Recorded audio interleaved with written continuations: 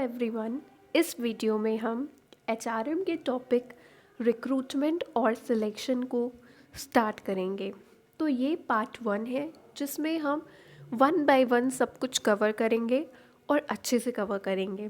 तो अगर आप मेरे चैनल को पहली बार या मेरी वीडियो को पहली बार देख रहे हैं तो प्लीज़ चैनल को सब्सक्राइब ज़रूर करिएगा। चलिए स्टार्ट करते हैं रिक्रूटमेंट और सिलेक्शन का पार्ट 1। सबसे पहला टॉपिक है मीनिंग ऑफ रिक्रूटमेंट। रिक्रूटमेंट का क्या मतलब होता है? अगर मैं शॉर्ट में इसके बारे में आपको थोड़ा सा बताऊं तो रिक्रूटमेंट का मतलब होता है कि जब हमने ये डिसाइड कर लिया है कि हमें मैन पावर कितना चाहिए है, मैन पावर प्लानिंग को ख़त्म करने के बाद हमें रिक्रूटमेंट करना होता है।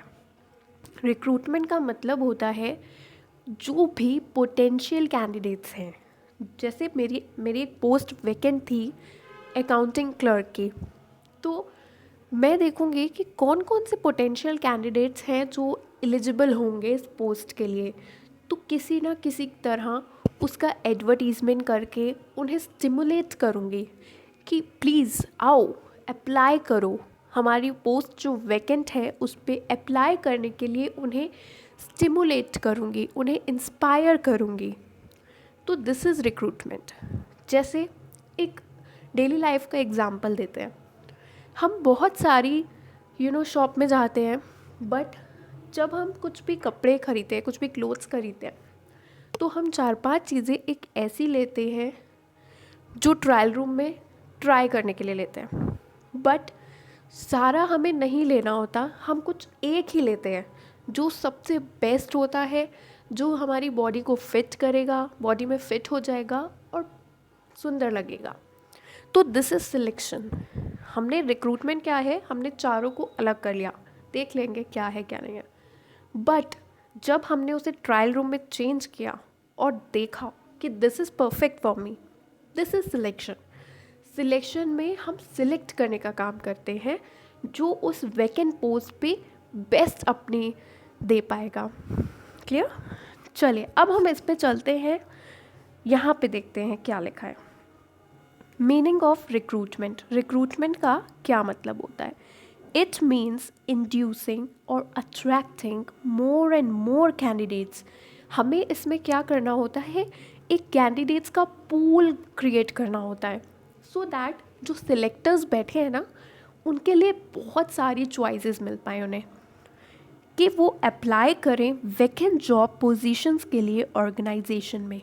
रिक्रूटमेंट का मतलब होता है ज़्यादा से ज़्यादा लोगों को स्टिमुलेट करना, अट्रैक्ट करना अपनी तरफ, कि वो हमारी वैकेंसीज़ के लिए आएँ और अप्लाई करें।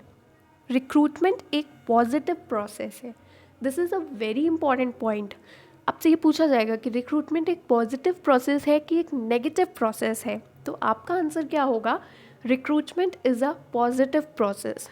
क्यों पॉजिटिव क्यों है? पॉजिटिव इसीलिए है क्योंकि हम एक कैंडिडेट्स का पूल क्रिएट कर रहे हैं। हम उन्हें ये नहीं कह रहे हैं कि तुम इस पूल में शामिल नहीं हो सकते हो, हम उन्हें हटाने का काम नहीं कर रहे हैं, हम उन्हें रिजेक्शन का काम नहीं कर रहे हैं। इसी वजह से ये पॉजिटिव प्रोसेस होता है। क्यों? क्योंकि हम तो इसमें सबको अट्रैक्ट करना चाहते हैं जो हमारी पोस्ट के लिए सुटेबल हो सकता है, सब आ जाए, बट जो बेस्ट होगा वो चूज़ करना सिलेक्शन में होता है। To apply for available jobs, this is the most important definition according to Edwin B Flippo. Flippo word आपको पूरे एचआरएम में बहुत सुनने को मिलेगा। Recruitment is the process of searching for prospective employees and stimulating them to apply for jobs in the organization.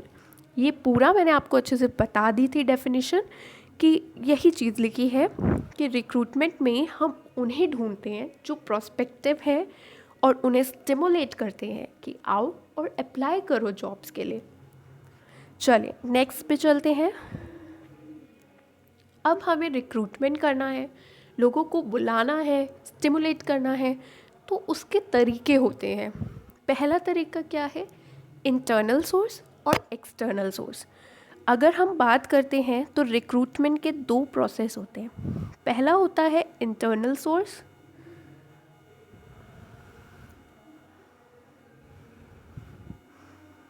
और दूसरा होता है एक्सटर्नल सोर्स।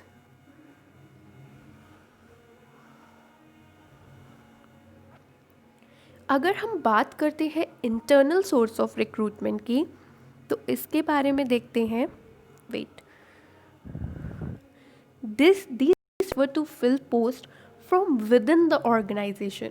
इंटरनल में क्या होता है कि हम अपनी कंपनी है जैसे एक, तो उसी में से हम वैकेंट पोजीशंस को फिल कर लेते हैं। हमारी ही कंपनी में से हम उन लोगों को देख लेते हैं, चूज़ कर लेते हैं, या फिर these refer to fill post from within the organization. मतलब अपने ऑर्गेनाइजेशन के थ्रू ही हम ये डिसाइड कर लेते हैं कि हाँ, ये सब लोग हैं जो इस पोस्ट के लिए अप्लाई कर सकते हैं।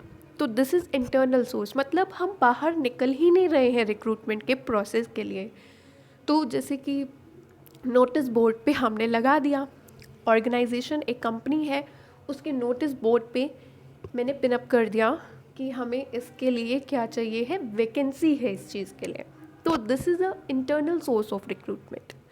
मोस्टली ट्रांसफ़र्स और प्रमोशंस इंटरनली ही होते हैं। ट्रांसफ़र्स और प्रमोशंस दो अलग अलग टर्म है। ट्रांसफ़र का मतलब होता है कि आपको एक पोजीशन से दूसरी पोजीशन में शिफ्ट कर दिया जाएगा। काम सेम रहेगा, रिस्पॉन्सिबिलिटी सेम रहेंगी, सैलरी पे सेम रहेगा, बस आपको एक जगह से हटा के दूसरी जगह कर दिया जाएगा। प्रमोशन में क्या होता है, आपकी जो सिचुएशन होती है वो थोड़ी सुधर जाती है, आपकी जो पोस्ट होती है वो बढ़ जाती है, आपकी सैलरी बढ़ जाती है, आपकी रिस्पॉन्सिबिलिटी भी बढ़ जाती है। Transfer refer to shifting an employee to a similar job. हम सेम जॉब पे सेम टास्क में उसको रख रहे हैं। With no change in salary, हम उसकी सैलरी में कोई भी चेंजेस नहीं ला रहे हैं। स्टेटस में, रिस्पॉन्सिबिलिटी में सब कुछ इक्वल है, बस उसे उस पोजीशन से हटा के, पोजीशन भी वही ही है बट प्लेस चेंज हो सकती है। ठीक है, shifting an employee to a similar job with no change in salary, status and responsibility. Next, promotion means shifting an employee to a higher post। इसमें उसकी पोस्ट बढ़ जाती है, सैलरी भी बढ़ जाती है, स्टेटस भी बढ़ जाता है और रिस्पॉन्सिबिलिटी भी बढ़ जाती है। तो ट्रांसफ़र और प्रमोशन इंटरनली ही रिक्रूट करे जाते हैं, इंटरनली ही पूरा प्रोसेस होता है इसका।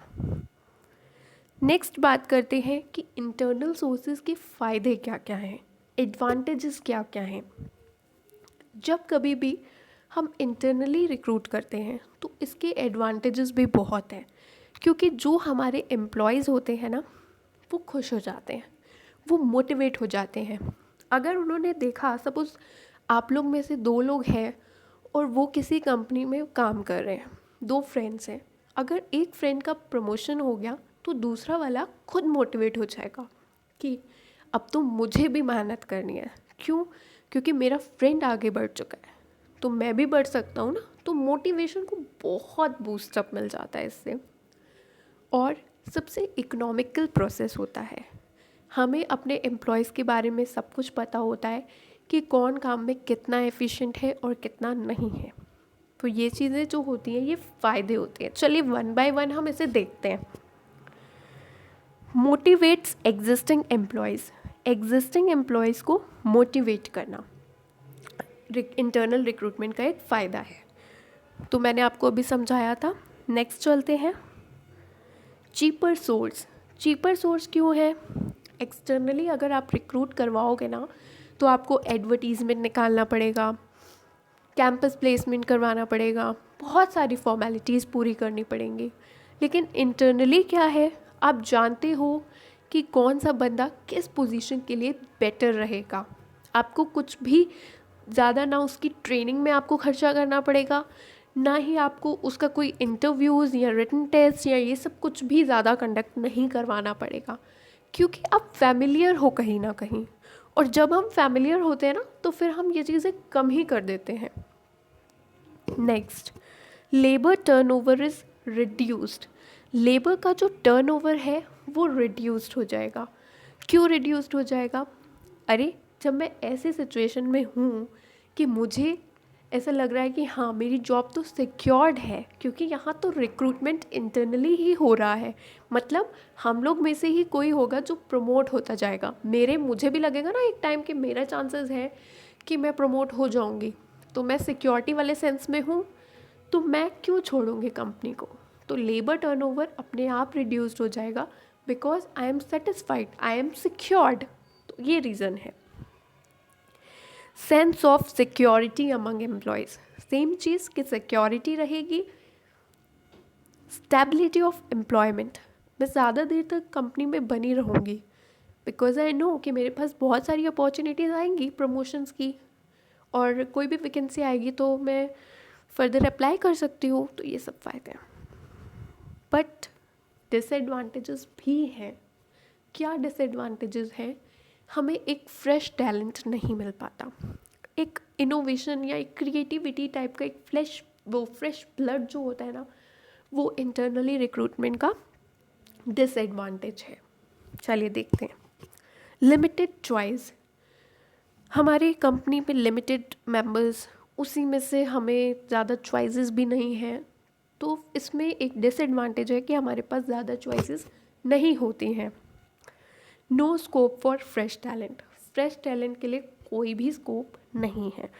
कहाँ से होगा? जब आप कंपनी में पहले से ही जो बंदे हैं उन्हीं को आगे प्रमोट करोगे ना। तो no scope for fresh talent, fresh talent का कोई भी स्कोप इसमें नहीं होता है। एनकरेज फेवरेटिज्म, फेवरेटिज्म तो बढ़ेगा ही बढ़ेगा।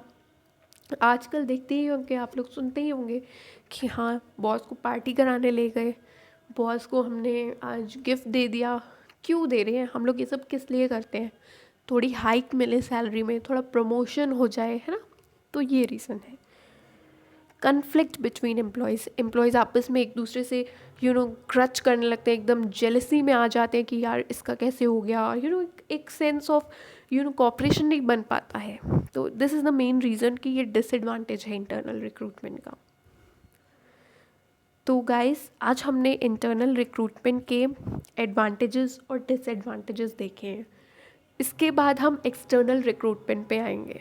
तो अगर आपको वीडियो पसंद आए तो प्लीज़ ज़रूर लाइक करिएगा और चैनल सब्सक्राइब करना मत भूलिएगा। Thank you guys.